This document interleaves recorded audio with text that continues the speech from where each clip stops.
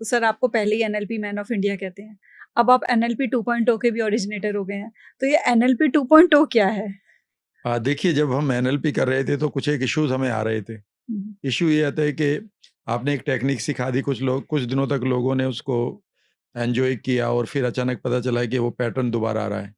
तो पता चला है कि अगर हमने इमोशनल लेवल पर उसको लेकर नहीं गए हैं, तो हमें फिर हार्ट कोहेरेंस को पढ़ना पड़ा। हार्ट कॉन्शियसनेस या हार्ट एग्रीमेंट का मतलब है कि कोई भी इशू को अगर आप रिजोल्व करना चाहते हैं, तो हार्ट अगर उसके अगेंस्ट कोई भी इमोशन लिए बैठा है, मान लेते हैं कि मैं यहाँ पर अपने किसी इशू को रिजोल्व करना चाहता हूँ, लेकिन अपने मेरे हार्ट में जो इमोशन है वो रिवेंज की भरी पड़ी है, अनवर्दीनेस की भरी पड़ी है, या आप कह सकते हैं कि डिप्रेशन की भरी पड़ी है। तो इमोशंस का जो सेंटर है वो हमारा हार्ट है। इसीलिए यहाँ पर कुछ टेक्निक्स में हमें हार्ट को इन्वॉल्व करना पड़ता है। उसके बाद दूसरी बात ये है कि अगर हम लंबे समय के लिए किसी रिजल्ट को क्रिएट करना चाहते हैं, तो हमारे इस पार्ट में जो इनको फ्रंटल लोब कहते हैं, यहाँ की जो हमारी ब्रेन सेल्स हैं वो they are very hard to wire. उनको वायरिंग करने के लिए वो मुश्किल है। तो हमें फ्रंटल लोब एक्टिवेशन को प्रॉपरली उसकी टेक्निक में चीज़ों को बढ़ाया गया। सिर्फ यही नहीं कि विजुअलाइजेशन कर लो तो ये चीज़ें ठीक हो जाएंगी। उसके बाद हमें गट को भी समझना पड़ा, क्योंकि गट अगर गड़बड़ कर रहा है तो कोई फिर हम क्या करें। तो गट को समझना पड़ा, तो फिर यहाँ पर गट कॉन्शियसनेस या गट कोहेरेंस या गट माइंड एक्सिस को भी इसमें इंक्लूड करा। ठीक है ना। और उसके बाद जो 21st सेंचुरी की एक नई टेक्निक है न्यूरोप्लास्टिसिटी, फिर मैंने उसको भी इंक्लूड किया, क्योंकि वो भी माइंड के ऊपर ही काम करती है। तो जब हमने ये 4-5 टेक्निक को इंक्लूड किया विद एनएलपी, तो ये it started giving good results.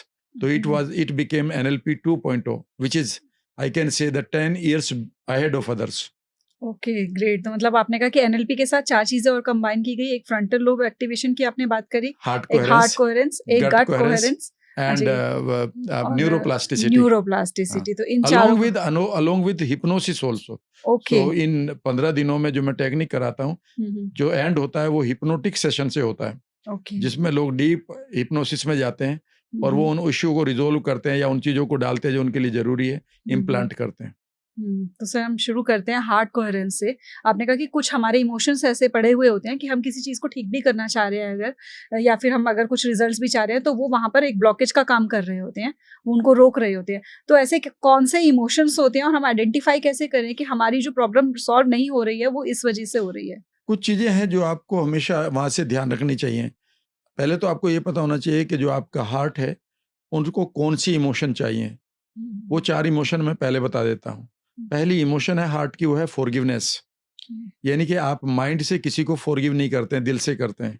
यानी कि दिल के अंदर जो हमारे हार्ट सेंटर हैं, वहाँ पर हमारे पास अगर फॉरगिवनेस है, तो हमारा हार्ट कोहेरेंट रहेगा नई चेंजेस के लिए और बेहतर रिजल्ट्स के लिए। चाहे वो लॉ ऑफ अट्रैक्शन है, चाहे वो बेहतर करना है रिश्तों को या अपनी सक्सेस को या अपने आप को हील करना है। तो फॉरगिवनेस को हमारे हार्ट की इमोशन मेन मानी गई है। उसके बाद है लव एंड कंपैशन, प्यार और करुणा। यानी कि हमें दूसरों के पॉइंट ऑफ व्यू को समझना, उनके साथ एम्पैथी रखना, उनके लिए एक प्यार की भावना रखना। तो जब आप दूसरे के लिए रखेंगे तो अपने लिए भी रखेंगे। यह हमारी दूसरी इमोशन है। जब भी आप देखेंगे कि जब लोगों के पास प्यार की भावना होती है, तो लोग उन्हें दिल का पर्सन कहते हैं। आई मीन ये कहते हैं कि is a man of heart और मैन ऑफ बिग हार्ट। और तीसरी चीज है वो है अबंडेंस। अगर हम कोई भी चीज को अट्रैक्ट करना चाहते हैं, पॉइंट ऑफ व्यू है मैनिफेस्टेशन का या लॉ ऑफ अट्रैक्शन का, तो उसके लिए आप स्कार्सिटी अगर आपके पास है तो आप अभाव में रहेंगे।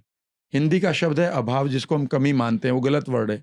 अभाव का मतलब है कि आपके हार्ट में उस चीज का भाव नहीं है। अच्छा। फॉर एग्जाम्पल, कई बार लोग कहते हैं मेरे पास पैसे का अभाव है, तो पैसे का अभाव नहीं है। पैसे के लिए जो भाव होने चाहिए थे आपको कमाने के लिए, उन भावों की, उन इमोशंस की यहाँ पर कमी है। उनके गोल्स यहाँ पर आपके पास हैं, नीड्स क्लियरली पता दिखाई दे रही है कि ये नीड है मेरे पास, लेकिन भाव नहीं आ रहे और आप नहीं कमा पा रहे हैं। तो उस अबंडेंस का भाव होना चाहिए। और चौथी चीज है वो है certainty that you will get it, जिसे हम मेरे शब्दों में ग्रेटिट्यूड कहते हैं। मैं ग्रेटिट्यूड उसे नहीं मानता कि जो मेरे लिए अच्छा हुआ वही ग्रेटिट्यूड है, वो तो थैंकफुलनेस है। ग्रेटिट्यूड का मतलब है कि कल मेरे लिए सूरज निकलेगा, कल मेरे लिए पृथ्वी रहेगी, कल मेरे लिए पानी रहेगा, कल मेरे लिए हवा रहेगी। जब मैं इस सर्टेनिटी में जीकर अपने एक्शन को लेता हूं और मुझे एक यकीन है कि कोई ना कोई कल मेरे लिए ज़रूर देगा इन चीज़ों को, तो वो मेरा जो फीलिंग है, उसको मैं ग्रेटिट्यूड कहता हूँ कि थैंक यू वेरी मच, आप मुझे ये तो दे ही रहे हैं। जैसे एक बच्चे को पता होता है कि ये तो मेरी मम्मी करेगी या पापा मेरे लिए करेंगे ही करेंगे, मैंने बोल दिया है, तो आज नहीं तो कल काम हो ही जाएगा। तो आज नहीं तो कल यूनिवर्स मुझे राइट टाइम पर वो चीज़ें, वो हेल्थ, वो पैसा, वो लोग दे ही रहा है। जब आप एक इस सर्टेनिटी में जीकर थैंक्स बोलते हैं, तो इसे ग्रेटिट्यूड कहते हैं। ये आपके दिल से आता है, इसमें लॉजिक नहीं होता। लॉजिक माइंड में होता है कि क्योंकि तुमने मेरे लिए इतना किया, चलो मैं धन्यवाद दे देता हूँ। लेकिन मुझे मालूम है कि तुम आज मुझे मेरे लिए गलत गेम खेल रहे हो, किसी को हम कहते हैं, लेकिन तुम हो अच्छे आदमी और एक दिन मेरे लिए अच्छा भी करोगे। जब मैं इस भावनाओं को उसको ट्रांसफर करता हूँ, तो मैं उसके रास्ते बंद कर देता हूँ कि अब वो मेरे लिए कुछ गलत करे, और हम एक ग्रेटिट्यूड के साथ इस रिश्ते को बेहतर कर लेते हैं। ये 4 भावनाएं हैं। लेकिन अगर आप हार्ट को देखें, तो सबसे बड़ी प्रॉब्लम है, हमारे पास एक चीज होती है, उसको हम एस कहते हैं, एडवर्स चाइल्डहुड एक्सपीरियंसेस, एस। ये हमारे अंदर कई बार रिवेंज लाते हैं। तो रिवेंज एक बहुत खराब इमोशन है जो हमारे हार्ट में रहती है। दूसरों के लिए बदला लेते हैं, और दूसरों के साथ हम कई बार बदला नहीं ले पाते, तो वो इमोशन हमें खुद को मारने लगती है, जो ऑटो इम्यून डिजीज का बड़ा कारण है। दूसरा बड़ी प्रॉब्लम है, वो है गिल्ट की।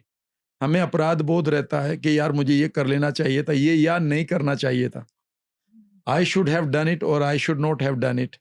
तो ये रिग्रेट और गिल्ट हमारे हार्ट को हमेशा बोझिल बनाती है, और लोग कई बार दिल पर कहते हैं वो बड़ा बोझ है यार, मुझे उस दिन ये नहीं करना चाहिए था जो मुझसे हो गया, या ये कर लेना चाहिए था। तो ये गिल्ट की भावना है। तीसरी है हमारे पास ईर्ष्या। जब हम चिढ़ने लगते हैं लोगों से, दूसरों की सक्सेस से, ये हमारे हार्ट में अपनी जगह बना लेती है। तो हम ऐसे में खुद को फॉरगिव नहीं करते, ना ही लोगों को फॉरगिव करते हैं। ठीक है ना। और उसके बाद है हमारी हेट्रेड है, जहाँ पर हमें लोगों ने हर्ट किया है, तो हम कई बार अपने आप से ही हेट करने लगते हैं, जिसको हम सेल्फ हेटिंग कहते हैं, जो सबसे बड़ा कारण है हमारे डी ग्रोथ में, या हमारे फेलियर में, या हमारी बीमारियों में। तो ये कुछ एक इमोशन है जिनको हमें बचना चाहिए, और वो इमोशन है जिनको हमें इम्प्लांट करना चाहिए। तो ये जैसे आपने इमोशंस बताए 4, एडवर्स चाइल्डहुड एक्सपीरियंस बताया, हेटेड बताया, गिल्टी बताया और जेलसी बताया। तो ये जो चारों एक्सपीरियंसेस की वजह से आपने बोला कि कई प्रॉब्लम्स आ रही होती हैं, ऑटोइम्यून डिसीजेज आपने बताया कि उसकी वजह से होती हैं। तो क्या NLP 2.0 में जो ये सारी चीज़ों का कॉम्बिनेशन आपने बताया था, ये 4 चीज़ों का कॉम्बिनेशन होता है साथ में, उससे हम ऑटोइम्यून डिसीजेस को भी ट्रीट कर सकते हैं? हाँ, बिल्कुल, माइंड से अगर वो हो रही है, लेकिन हाँ जी। इम्यूनिटी बेसिकली हमारे गट का भी पार्ट है। क्योंकि इम्यूनिटी हमारी 70% तो गट के ऊपर है, जो निश्चित रूप से हमारे वेगस नर्व माइंड के साथ जुड़ी हुई है, पर वो खाने के साथ भी जुड़ी हुई है। यानी कि जिस तरह से आप एक थॉट को यहाँ लेते हैं और आपका माइंड डिस्टर्ब हो जाता है, वो आपके इम्यून सिस्टम को डिस्टर्ब कर देता है। उसी तरह से अगर आप ऐसे कुछ खाने को खा रहे हैं, या आपका गट खराब चल रहा है, जिससे आपके गट के सेंसर ओवर रिएक्ट कर रहे हैं, तो वह आपकी इम्यूनिटी को भी ओवर रिएक्ट करेंगे। या फिर आपके गट में कोई ऐसे टॉक्सिन्स चले गए हैं, या एंडोटॉक्सिन्स क्रिएट हो गए हैं, जो आपके आंतों के अंदर हो जाते हैं बैड बैक्टीरिया की वजह से, कि वो अब आपके इम्यूनिटी को तंग कर रहे हैं, या इम्यूनिटी उनको पाकर ओवर रिएक्ट कर रही है। तो जब भी हम ऑटो इम्यून डिजीज की बात करते हैं, चाहे वो एलोपेशिया है, चाहे थायराइड है, चाहे वो सोराइसिस है, ये आपके माइंड की और गट के जो कॉम्बिनेशन है, उसका रिजल्ट है बेसिकली।